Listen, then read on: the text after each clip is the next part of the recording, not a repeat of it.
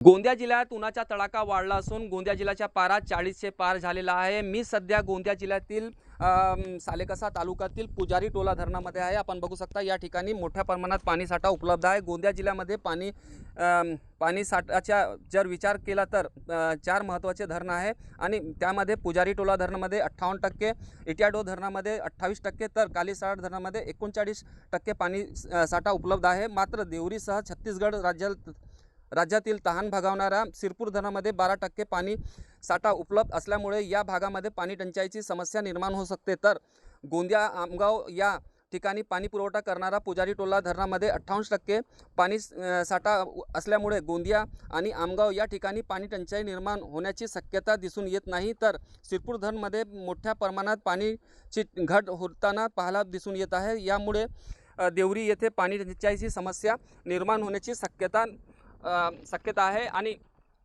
प्रशासनाकडून नागरिकांना आवाहन करण्यात आलेलं आहे की पाणी जपून वापरावे। साईद पठाण, TV9 मराठी, गोंदिया।